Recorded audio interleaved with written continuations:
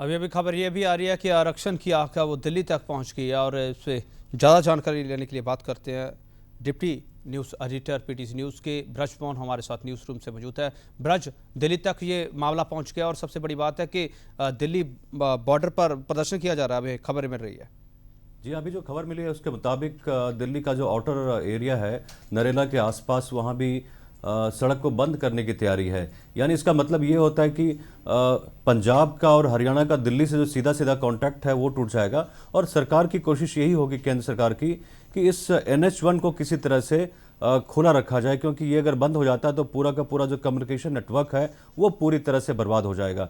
कल रात में जो मीटिंग हुई है राजनाथ सिंह की, मनोहर पर्रिकर विदेश मंत्री और तमाम इसमें वित्त मंत्री भी इसमें मौजूद थे, उसके बाद ये फैसला लिया गया कि जो एक तरह से नेटवर्क है हाईवेज का और नेशनल हाईवे का, उसको बरकरार रखा जाए, जो शायद अभी तक संभव नहीं हो पाया है। और जो भी जाट आंदोलनकारी हैं उनकी यह रणनीति रही है सालों से कि किसी तरह से रोड नेटवर्क को बंद किया जाए, ट्रेन नेटवर्क को बंद किया जाए, जिससे सरकार पर ज्यादा से ज्यादा दबाव पड़े। लेकिन इस बार एक बदली हुई, जैसे रणनीति की बात की है, मेरा सवाल इसी पर है कि रणनीति के बारे में आपको पहले भी पता था, शायद देरी होगी है सरकार की तरफ से?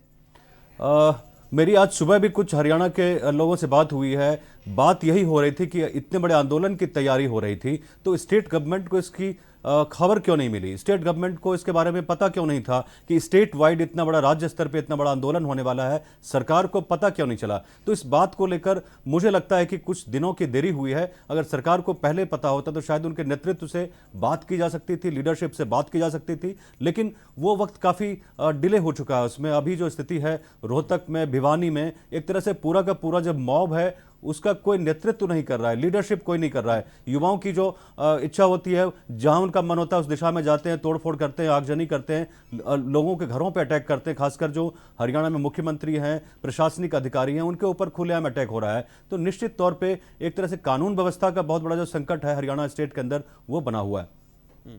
ब्रज, एक सवाल मैं ये भी करना चाहूंगा, सरकार का जो एक्शन प्लान है वो काम आएगा?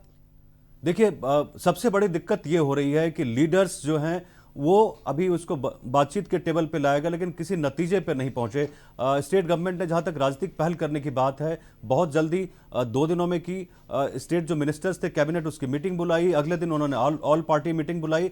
लेकिन अभी तक जब तक एक आप कंसेंसस पे नहीं पहुंच जाते हैं तब तक आपके जो कैडर्स हैं वहां तक बात नहीं पहुंच पाती है। तो मुझे लगता है कि बात वहां तक पहुंच नहीं पाई है और जो ग्राउंड लेवल पे इनके एजिटेटर्स हैं, जो भी वहां आंदोलन कर रहे हैं, उन तक बात नहीं पहुंच पा रही है, मैसेज नहीं पहुंच पा रहा है। इस वजह से हिंसा भड़क रही है और सबसे बड़ा खतरा उन्हीं लोगों से है, क्योंकि जब अनरूली मॉब होता है तो उसको रोक पाना बहुत ही मुश्किल होता है। नहीं ब्रज, आपका कहने का मतलब यह है कि बेलगाम है ये भीड़?